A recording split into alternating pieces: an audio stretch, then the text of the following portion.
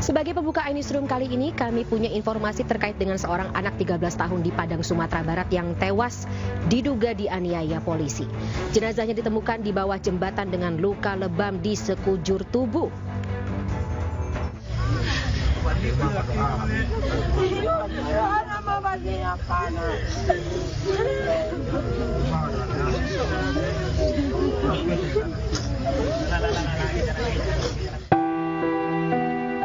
Afif Maulana, siswa kelas 1 SMP yang baru berusia 13 tahun ini, dimakamkan di pemakaman keluarga di daerah Kampung Baru, Kecamatan Lubek, Kota Padang.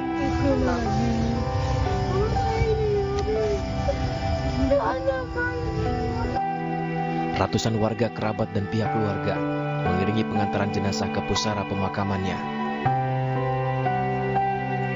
Pemakaman korban berlangsung haru dan isak tangis pihak keluarga karena tidak menyangka korban akan begitu cepat pergi dengan kondisi yang mengalami luka lebam. Melihat kondisi tubuh korban yang mengalami luka memar, pihak keluarga meminta proses autopsi karena menduga kejanggalan terhadap banyaknya luka di bagian punggung dan rusuk. Saya pun dah lihat pas sebelum autopsi, ininya merah-merah, kayak memar. Belahnya enggak, ininya aja kayak dipukul. Ini aja bang, kayak memar semua. Katanya bagus di autopsi, kan? Tapi kabar autopsi itu belum ada. Tadi sudah diautopsi berarti ya, Pak? Hasilnya keluarga sudah tahu, Pak? Belum. Namun hingga saat ini pihak keluarga masih belum mengetahui apa hasil otopsi dari pihak kepolisian, walaupun pihak keluarga sudah membuat laporan di Mapolresta Padang. Dari Padang, Sumatera Barat, Budi Sunandar, iNews melaporkan. Sementara Polresta Padang bersama Direktorat Propam Polda Sumatera Barat telah memeriksa 35 saksi terkait tewasnya AM. AM merupakan anak laki-laki berusia 13 tahun.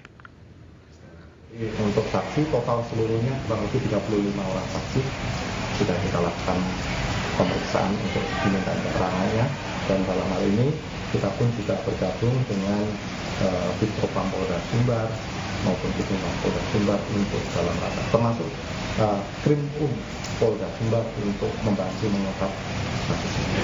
Jadi diantaranya itu ada anggota yang bertugas pada saat itu, termasuk juga keterangan-keterangan dari saksi dari masyarakat. Sementara itu pemirsa, Polda Sumatera Barat membantah Afif Maulana tewas karena dianiaya polisi.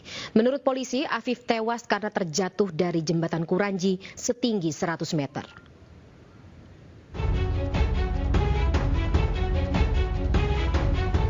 Pihak kepolisian menahan 1 dari 18 orang remaja yang melakukan konvoi motor yang diduga hendak melakukan tawuran di atas jembatan Kuranji, Kota Padang pada 9 Juni lalu.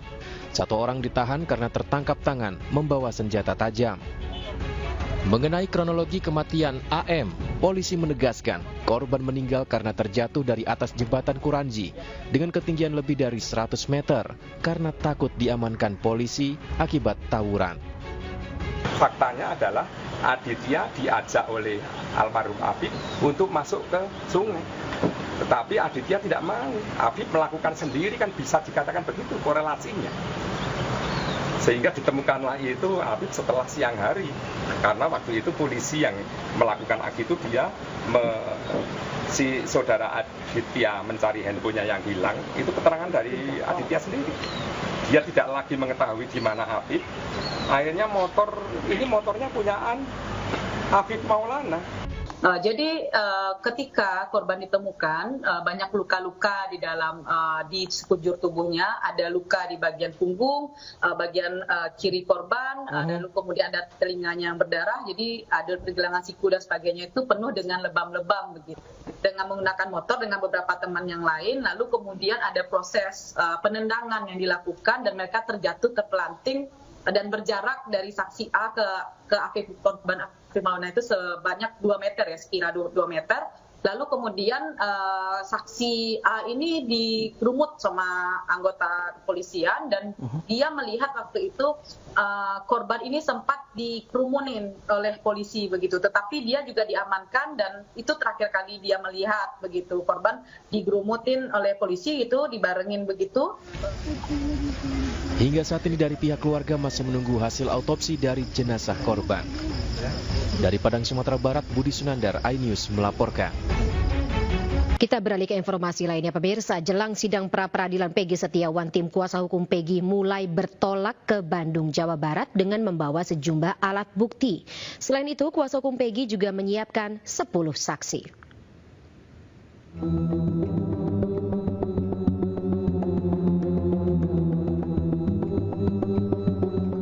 Tim kuasa hukum Peggy Setiawan bertolak ke Bandung, Jawa Barat untuk menjalani sidang perdana permohonan pra-peradilan di Pengadilan Negeri Bandung. Mereka membawa sejumlah dokumen dan menyiapkan 10 saksi. Bukti-bukti juga akan disampaikan yang menunjukkan bahwa Peggy Setiawan tidak terlibat dalam kasus pembunuhan Vina dan Eki. Tim kuasa hukum berharap proses persidangan berjalan lancar dan hakim bisa memutus dengan seadil-adilnya. Hari ini kita akan meeting untuk persiapan besok dan juga membawa permohonan pra-peradilan yang sudah diregistrasi. Nanti kita akan bahas lagi apakah ada yang kurang atau tidak. Mungkin nanti kita akan mengajukan permohonan untuk perbaikan kalau memang ada kekurangan. Tapi kalau misalnya memang setelah dianalisa ini cukup, ya sudah, berarti kan tidak ada perbaikan. Berapa saksi Bu yang akan dibawa dalam pra-peradilan ini Bu? Ya mungkin insya Allah kurang lebih 10 saksi. Sidang perdana pra-peradilan Peggy Setiawan akan digelar di Pengadilan Negeri Bandung Senin pagi. Hakim yang menangani adalah Hakim Tunggal Eman Sulaiman. Sebelumnya Peggy Setiawan mengajukan pra-peradilan usai ditetapkan sebagai tersangka kasus pembunuhan Vina dan Eki. Peggy mengaku tidak terlibat dalam kasus yang terjadi tahun 2016 silam itu. Adapun tergugat dalam pra-peradilan ini adalah Kapolda Jawa Barat dan Direskrimum Polda Jawa Barat. Dari Cirebon, Jawa Barat, Toh Iskandar, iNews melaporkan. Kabid Humas Polda Jawa Barat Kombes Polisi Julius Abraham Abbas mengaku siap menghadapi pra-peradilan Peggy yang akan dilaksanakan besok. Pihaknya juga telah menyiapkan pengacara untuk sidang tersebut. Menyiapkan tim dari kuasa hukum Polda Jawa Barat. Sejauh ini kami sudah berkoordinasi juga dengan pihak pengadilan terkait dengan waktu pelaksanaan dari sidang pra-peradilan yang rencananya akan digelar pada besok pagi dan besok hari, yaitu tanggal 24 Juni 2024. Dan kami sudah siapkan dan kami siap mengajukan gugatan pra-peradilan dari kuasa hukum maupun keluarga tersangka B. Nanti dipastikan besok datang nanti? Dipastikan tentunya kami akan berkoordinasi lagi terkait sidang awal. Apakah hasil akan menghadapi langsung, kami akan datang tentunya, ataupun nanti kami akan menunggu terkait dengan kesiapan dari teman-teman kuasa hukum yang sudah disiapkan oleh Polda Jawa Barat. Ya pemirsa, jelang sidang pra-peradilan tersangka kasus pembunuhan Vina dan Eki yakni Peggy Setiawan, sejumlah persiapan pun telah dilakukan. Sidang yang digelar di Pengadilan Negeri Bandung dijadwalkan akan dimulai pada pukul 9 pagi besok. Minggu sore, ruang sidang 6 telah dipersiapkan, mulai dari penataan kursi hingga tempat media untuk meliput. Pengadilan Negeri Bandung juga memastikan sudah berkoordinasi dengan Polda Jabar untuk pengamanan sidang agar berjalan dengan kondusif. Sebelumnya penyidik Polda Jawa Barat sendiri telah melimpahkan berkas perkara tahap pertama Peggy Setiawan ke Kejaksaan Tinggi Jawa Barat pada 20 Juni lalu. Berkas tersebut akan diteliti selama 14 hari oleh Kejaksaan Tinggi Jawa Barat.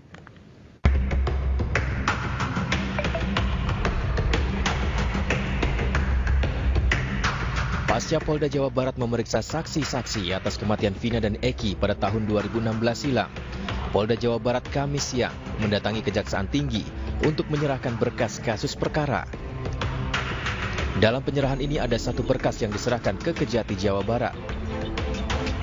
Untuk tahap pertama saat ini kami menyerahkan berkas sudah ada para penyidik yang menyerahkan ke pihak kejaksaan. Untuk gitu ini ya. sesaat lagi sidang pra peradilan nih, ini sudah sampai mana persiapan?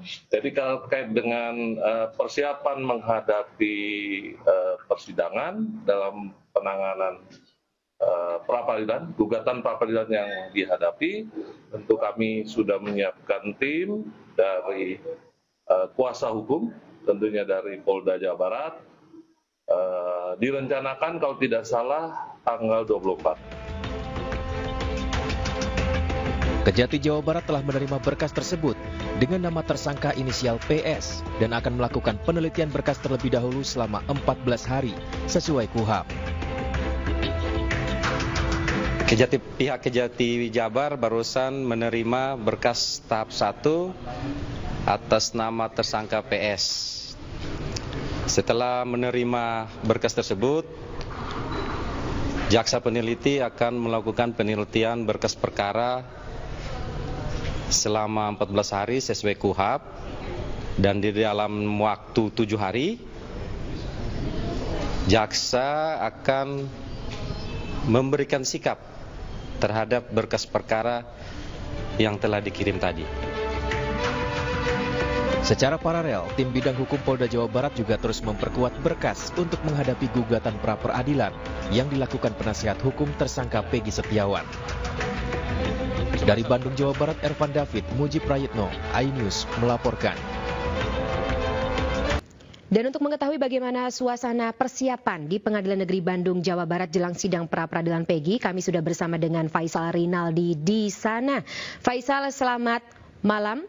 Bagaimana suasana di lokasi tempat sedianya sidang pra-peradilan Peggy Setiawan akan dilaksanakan besok, dan siapa-siapa saja mungkin sudah ada informasi terkait dengan saksi-saksi yang atau alat bukti yang akan dihadirkan dalam persidangan. Jelang sidang pra-peradilan Peggy Setiawan yang akan digelar pada besok pagi, di mana memang sedang ini digelar di Pengadilan Negeri Bandung dan dijadwalkan akan dimulai pada pukul 9 pagi besok. Kami memantau di sini memang Fani sejumlah persiapan telah dilakukan oleh Pengadilan Negeri Bandung, khususnya di ruang sidang yang akan digunakan dalam sidang pra-peradilan yang akan dimulai pada besok pagi. Tadi kami sempat melihat ke dalam, khususnya di ruang sidang 6 yang memang digunakan untuk sidang pra-peradilan Peggy besok, di mana di dalam tadi kami mantau semuanya sudah disiapkan oleh pihak PN Bandung, sudah bersih dan juga sudah ditata, kursi-kursinya pun juga sudah disiapkan, bahkan tempat media untuk meliput pun juga sudah disiapkan oleh Pengadilan Negeri Bandung. Fani dan juga pemirsa, dapat kami sampaikan pula kemudian terkait pengamanan juga memang Pengadilan Negeri Bandung juga telah menyiapkan sejumlah pola pengamanan untuk memastikan kelancaran jalannya persidangan pra-peradilan besok, di mana PN Bandung memang sudah berkoordinasi dengan polisi dari Polda Jawa Barat untuk memastikan keamanan dari jalannya sidang pra-peradilan besok agar berjalan secara kondusif, Fani. Dan Fani dan juga pemirsa, dapat kami sampaikan pula bahwa memang dalam sidang pra-peradilan besok dipimpin oleh Hakim Tunggal Eman Sulaiman bersama dengan panitia pengganti yakni Muhammad Al-Atta. Dan Fani dan juga pemirsa, jika bisa kami ulas kembali, memang dalam hal ini kubu dari Peggy Setiawan memang sebelumnya melayangkan gugatan pra-peradilan ke Pengadilan Negeri Bandung, di mana gugatan ini dilayangkan oleh kubu dari Peggy Setiawan dikarenakan kubu Peggy ini tidak terima oleh hal atau oleh penetapan tersangka yang dilakukan oleh Polda Jawa Barat, di mana memang kubu dari Peggy Setiawan ini sendiri mengatakan bahwa sejumlah barang bukti ini tidak cukup alat bukti untuk menetapkan Peggy sebagai tersangka. Untuk sementara demikian, Fani, kembali ke Anda. Faisal Rinaldi yang melaporkan langsung dari Pengadilan Negeri Bandung, Jawa Barat. Selamat kembali bertugas. Pemirsa, tim kuasa hukum Peggy Setiawan dan keluarga menggelar aksi petisi dukungan bebaskan Peggy Setiawan. Aksi digelar di flyover Talun, Cirebon, Jawa Barat. Peserta aksi membentangkan spanduk dan meminta tanda tangan dari warga sekitar. Selain meminta dukungan, tim kuasa hukum dari Peggy Setiawan juga membagikan stiker serta meminta doa untuk Peggy segera dibebaskan. Alhamdulillah senang banget karena banyak yang mendukung. Anak saya tidak salah, jadi semua orang ikut simpatik pada anak saya. Tadi ikut sempat bubuhin tangan, tanda tangan. Tanda tangan. Masyarakat juga banyak pada ikut tanda tangan karena mendukung. Sementara Kadif Humas Polri, Irjen Sandi Nugroho mengakui anggotanya kurang teliti saat awal pengusutan kasus Vina dan Eki pada tahun 2016. Kapolri Jenderal Listio Sigit Prabowo sendiri juga meminta seluruh pihak memberikan masukan dalam pengusutan kasus Vina dan Eki.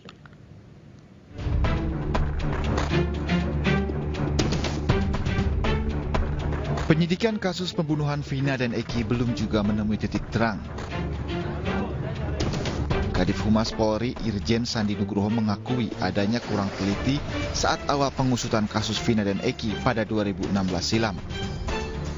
Menurut Sandi, awalnya penyidik melihat kasus Vina dan Eki hanya kecelakaan biasa. Namun, Irjen Sandi memastikan penyidik yang kurang teliti itu sudah diberi sanksi. Kasus pembunuhan Vina dan Eki terjadi pada 2016 kembali mencuat setelah film berjudul Vina setelah 7 hari tayang. Masyarakat mendesak kepolisian menuntaskan kasus tersebut. Kapolri Jenderal Listio Sigit Prabowo menegaskan pihaknya meminta masukan kepada seluruh pihak termasuk masyarakat. Namun Kapolri meminta kritik dan saran yang masuk ke Kapolri harus diteliti agar sesuai dengan fakta di lapangan. Tim Liputan iNews melaporkan. Ya pemirsa, ketidaktelitian di awal penyidikan diduga menjadi penyebab kasus pembunuhan Vina dan Eki berlarut-larut hingga menimbulkan banyak spekulasi yang berujung tudingan adanya kejanggalan dalam penyidikan kasus tersebut. Kita akan bahas lebih dalam malam hari ini bersama dengan Irjen Pol Purnawirawan Anton Carlian selaku Kapolda Jawa Barat periode 2016 hingga 2017 dan Reza Indragiri Amril selaku psikolog forensik. Selamat malam Bapak-bapak, saya sapa terlebih dahulu. Selamat malam. Assalamualaikum warahmatullahi wabarakatuh. Waalaikumsalam warahmatullahi wabarakatuh. Saya harus ke Pak Anton terlebih dahulu, Pak. Anton selaku Kapolda Jabar atau ya pernah menjabat sebagai Kapolda Jawa Barat. Ketika kita tahu dari pernyataan Kadif Humas mengakui ada ketidaktelitian dalam penyidikan kasus Vina dan Eki di tahun 2016 yang akhirnya berujung sampai menjadi kita bisa sebut sebagai bola liar saat ini. Kalau kita lihat dari perspektif Bapak sebagai mantan penyidik, ini tidakkah menyalahi prosedur atau memang perlu ada evaluasi lebih lanjut dalam internal kepolisian khususnya Polda Jawa Barat? Sebetulnya dari awal saya sudah mengusulkan untuk mengetahui apakah adanya kekeliruan, kejanggalan, kesalahan, perlu audit investigasi. Dan ini sudah dilaksanakan kan. Yang mengaudit itu adalah Irwasum, yaitu Itsus di Itwil 5. Dan sekarang pun juga sudah dilakukan. Nah, apakah saat itu ada kecerobohan atau kekurang telitian, ini pun juga harus jelas. Karena kenapa? Ini adalah terjadinya suatu peristiwa pembunuhan sadis di mana para pelakunya, siapapun juga itu, memang merekayasa agar seolah-olah terjadi kecelakaan lalu lintas. Sehingga yang diketahui awal adalah kecelakaan lalu lintas. Tetapi setelah diteliti, kok ada kejanggalan? Masa kecelakaan lalu lintas begitu diperiksa hasil visum awalnya ada retak, kemudian helmnya tapi tidak pecah, tidak ada tumbukan dengan kalau kecelakaan tunggal kan ada tumbukan, kemudian ada bekas-bekas rem, ini ternyata tidak ada. Makanya setelah itu 3 hari kemudian setelah dikubur, nah baru diadakan penyidikan bahwa ini bukan kecelakaan lalu lintas. Nah di sini tentu saja tidak sesempurna bukti-bukti apabila mengetahui peristiwa pembunuhan yang masih grace atau masih baru gitu. Saat 2016. Tapi ini sudah 3 hari. Nah disinilah.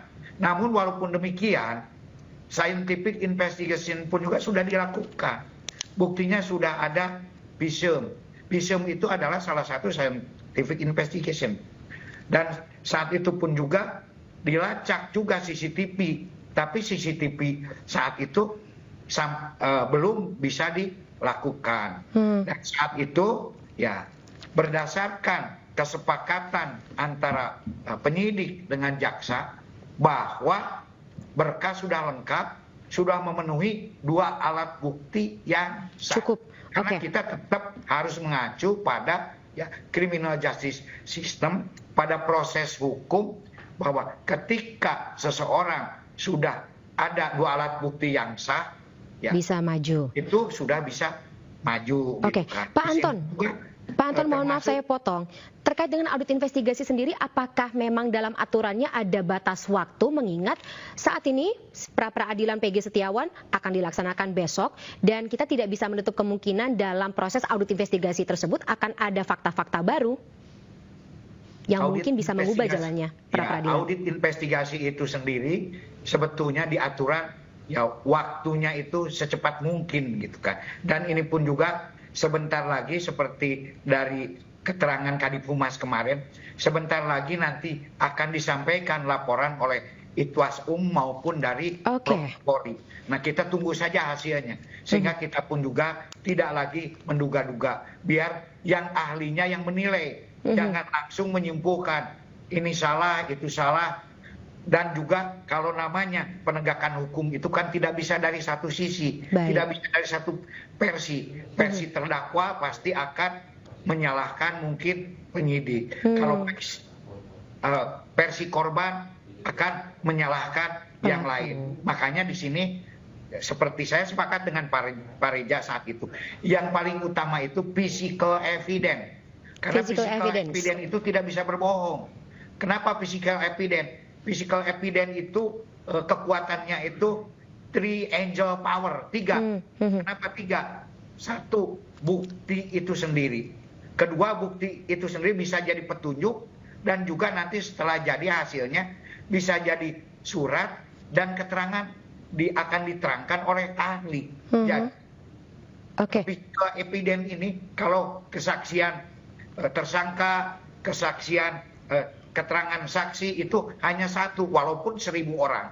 Tetapi ketika physical evidence itu kekuatannya itu 3. Makanya mari kita buktikan, dan sekarang pun juga sudah dilakukan, kami dapat informasi dari Polda sedang dilakukan digital forensik. Mudah-mudahan dari digital forensik ini akan bisa membuka siapa sebenarnya pelaku yang sesungguhnya. Semoga tidak terlambat ya Pak Anton, mengingat 8 tahun sudah berlalu. Kalau begitu saya tanya ke Mas Reza. Mas Reza, ketika Kapolri Jenderal Listio Sigit Prabowo sendiri mengatakan akan lebih baik jika hasil penyidikan memang disertai scientific crime investigation. Sejauh apa Mas Reza beranggapan ini bisa berdampak tidak hanya pada proses penyidikan atau keabsahan penyidikan saat ini, tetapi juga tentu saja bagaimana jalannya sidang gugatan pra-peradilan atas tersangka PG Setiawan? Sejak awal hingga saat ini saya konsisten mengatakan bahwa mencari-cari DPO sepatutnya tidak dijadikan sebagai agenda kerja prioritas oleh Polda Jabar. Alih-alih akan jauh lebih baik apabila pihak Polda Jabar, barangkali juga didukung oleh Mabes Polri, melakukan eksaminasi ulang terkait dengan seberapa jauh sesungguhnya Polda Jabar sudah menerapkan kaidah-kaidah saintifik guna mengungkap kasus ini. Nah, pada aspek itu ambil misal, ketika itu Rudiana membuat laporan pada tanggal 31 Agustus tahun 2016, di dalam laporan yang saya baca tersebut tercantum bahwa kedua korban disebut ditusuk, kurang lebih kalimatnya seperti itu. Dan kedua korban juga dilaporkan meninggal dunia di TKP. Nah, apakah sudah sungguh-sungguh dilakukan uji saintifik terhadap isi laporan semacam itu? Karena kalau mengacu pada pemeriksaan dokter umum pada tanggal 27 dan 28 Agustus, berarti sebelum Rudiana menyampaikan laporannya ke kepolisian, praktis tidak ada isi hasil pemeriksaan yang menunjukkan bahwa kedua korban ditusuk. Demikian pula, pada tanggal 6 September, berarti setelah itu Rudiana menyampaikan laporannya, lewat pemeriksaan oleh dokter forensik juga dikatakan bahwa pada almarhum Eki yang ada adalah trauma tumpul, bukan trauma tajam. Jadi ada kesalahan. Demikian pula pada almarhumah Vina memang ditemukan adanya trauma tumpul dan trauma tajam. Trauma tajamnya di mana? Yaitu di punggung telapak tangan dan di daerah pipi. Sementara ada berkas hukum yang juga menyebut-nyebut bahwa terjadi penusukan pada daerah perut dan daerah dada. Nah, kita mau percaya pada yang mana? Kalau saya, sebagaimana prinsip dari Kapolri sendiri, yaitu betapa pentingnya menerapkan kerja saintifik, saya percaya pada perkataan dokter, baik itu dokter umum maupun dokter forensik. Karena mereka lah yang punya ilmunya. Mereka yang menguasai kerja-kerja saintifik itu, yang menyatakan bahwa tidak ada penusukan pada tubuh korban.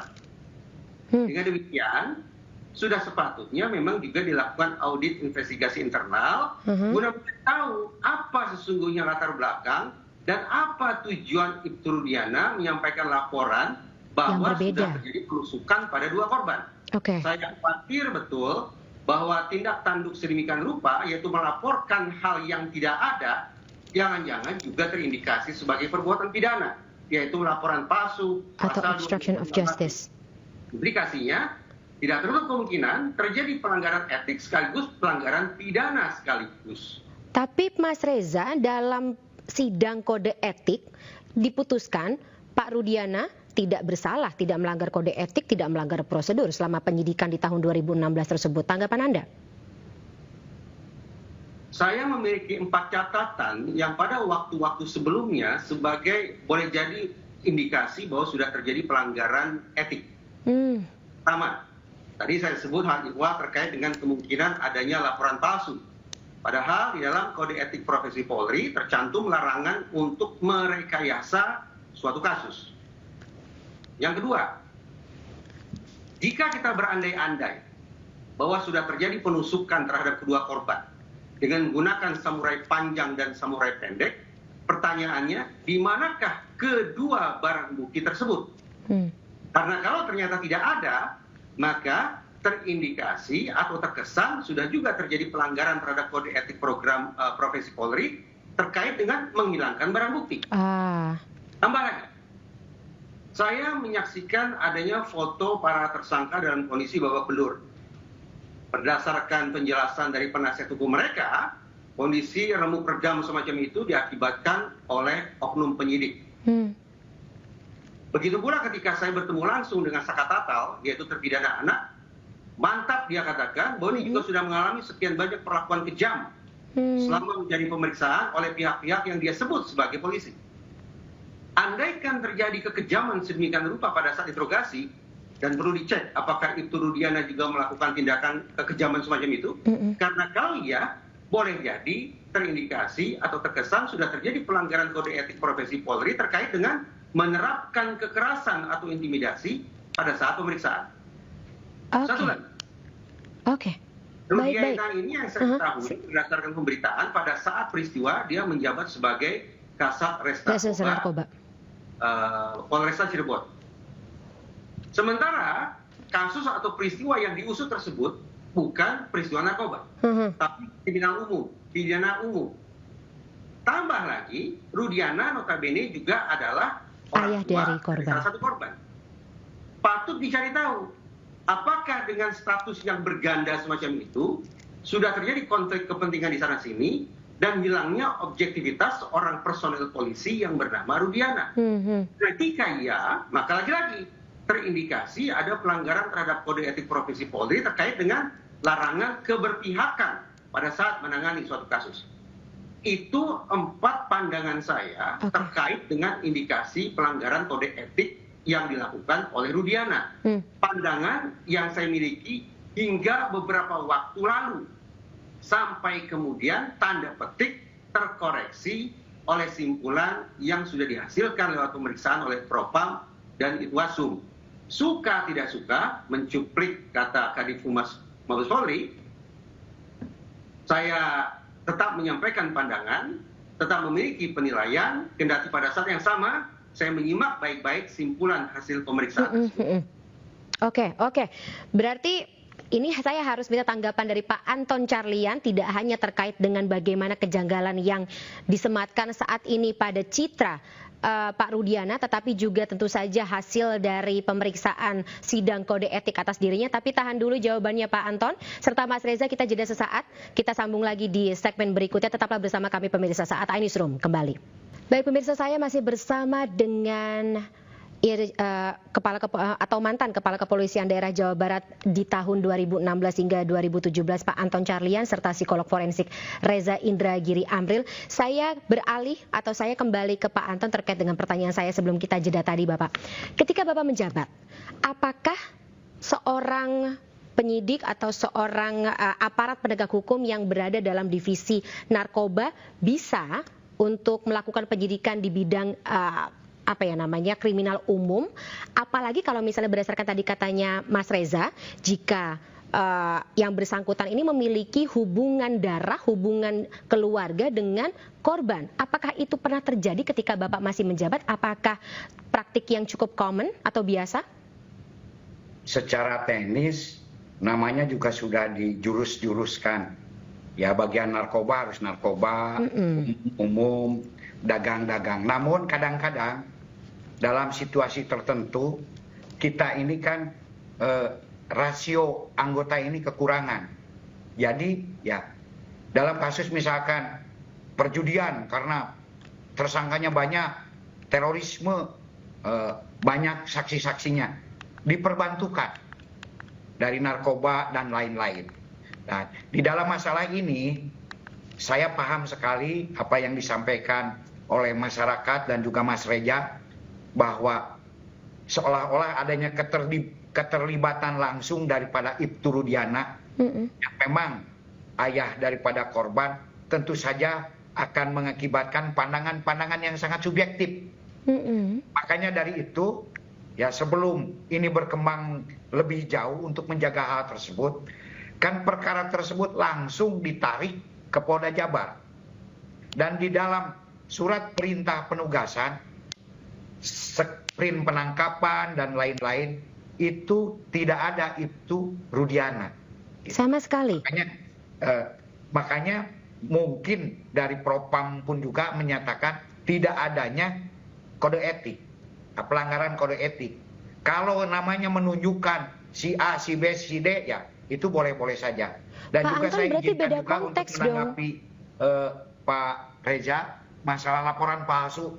Oke, Pak Anton koreksi saya kalau saya salah, mohon maaf saya potong. Berarti beda konteks dong, keterlibatan atau tidak adanya dugaan keterlibatan Pak Rudiana bahkan untuk menyatakan kesaksiannya di penyidikan yang sudah diambil alih oleh Polda Jawa Barat dengan ketika Pak Rudiana masih bertugas dan tadi sebagai penyidik dari bidang narkoba kemudian menyeberang ke kriminal umum di Polsek Kota Cirebon. Koreksi saya kalau saya salah. Ini berarti beda konteks ketika sidang kode etik. Kalau misalnya menyidik atau misalnya menginvestigasi, mengaudit keterlibatan Pak Rudiana ketika berada di Polda Jawa Barat, harusnya memang materi tersebut dipisahkan dalam sidang kode etik. Betul sekali, kan di sini itu apakah betul terlibat langsung? Kan bisa kita cek dari surat perintah penugasannya. Tapi kalau menunjukkan seperti melaporkan ada 5-6 orang, nanti kan Resum sendiri yang akan menyeleksi, dan nama-nama itu tersebut pun juga muncul dari salah satu tersangka, yaitu dari Jaya. Tersangka Jaya menyebutkan ada 8 orang, dan kemudian juga di saat itu pun juga ada beberapa saksi, salah satu Kahfi dengan Teguh menyatakan bahwa memang pada tanggal 27 jam 21 itu mereka ini ada di sana. Jadi ini adanya keterkaitan. Kalau memang itu tidak ada, ya itu tidak boleh. Yang penting di sini itu bahwa telah terjadi suatu penganiayaan yang mengakibatkan terjadinya pembunuhan dan ada orang pelakunya yang bertanggung jawab menurut alat-alat bukti yang sah. Apakah itu sekarang tidak mungkin mempermasalahkan ada tusukan atau tidak, maaf Mas Reza, tapi itu sudah jadi korban. Rahangnya juga dua-duanya itu bawah atas hancur. Ini bahkan tengkorak depan belakang hancur. Ada visumnya ya Pak Anton ya? Juga ada visumnya, itu di dalam visum. Tina pun juga kakinya patah. Kemudian di kemaluannya juga didapatkan sperma. Apakah itu tidak sadis? Dan juga itu memang mungkin bukan luka tusukan, tapi luka sabetan. Karena di dalam visum pun juga disebutkan ada luka di dada 2,5 cm. Oke, Pak Anton. Ada luka di dahi 7 cm. Baik. Ada di Vina juga ada luka di punggung dan ada luka juga di kaki. Baik, Pak Anton. Disaksikan oleh Pak Suroto ketika menemukan itu adalah luka senjata tajam. Baik, Pak Anton. Setelah senjata tajam itu sendiri berdasarkan hasil keputusan Mahkamah Agung ada disertakan di sana salah satu mando di sana disebutkannya itu. Ada lagi berarti. Mas Reza, mungkin tanggapan terkait dengan tadi tidak hanya pernyataan Pak Anton, tapi tentu saja bagaimana pernyataan dari penyidik kepolisian tidak hanya Polda Jawa Barat, tetapi orang-orang yang saat itu terlibat dalam penyidikan di Polsek Cirebon. Saya harus memberikan disclaimer terlebih dahulu bahwa saya menghormati simpulan dari pemeriksaan Propam dan Wasub. Tetapi senyampang Kadif Humas Mabes Polri mengatakan bahwa publik tetap bisa berpersepsi, tetap bisa memberikan pandangan, tentu saja saya manfaatkan ruang itu untuk berbagi pandangan. Nah, terkait dengan cedera, terkait dengan hasil otopsi yang dilakukan terhadap kedua korban, memang saya akui kondisinya parah. Tapi dalam simpulan hasil otopsi sama sekali tidak dinyatakan bahwa kedua korban meninggal akibat pembunuhan. Tidak ada frasa itu. Dalam visum erepertum yang tercantum adalah kematian tidak wajar. Namun istilah kematian tidak wajar tidak serta-merta bisa kita simpulkan sebagai pembunuhan. Karena kematian seseorang bisa dijelaskan lewat 4 penyebab. NASH. Natural, berarti seseorang meninggal karena faktor yang alami, entah itu karena terserang penyakit, entah karena itu lanjut usia, dan 3 penyebab lainnya yang bisa dianggap sebagai kematian tidak wajar, yaitu accident, kecelakaan, suicide, bunuh diri, dan homicide, yaitu meninggalnya seseorang akibat perbuatan orang lain. Nah, kalau kita batasi tentang 3 penyebab tersebut, sekali lagi, di dalam visum erepertum tidak ada simpulan, tidak ada kalimat definitif bahwa kedua korban meninggal apakah itu akibat kecelakaan, ataukah akibat bunuh diri yang tampaknya bisa kita kesampingkan, ataukah kedua korban meninggal akibat perbuatan orang lain. Itu artinya frasa kematian tidak wajar semestinya didalami lebih lanjut dengan metode-metode saintifik lainnya. Bisa itu dengan memeriksa CCTV, bisa itu barangkali dengan uji DNA terhadap bercak darah yang andaikan ada di senjata tajam yang digunakan untuk menusuk kedua korban. Apakah itu ada? Dan logikanya harus dihadirkan juga ya, Mas Reza, dalam persidangan, baik itu pra-peradilan maupun nanti.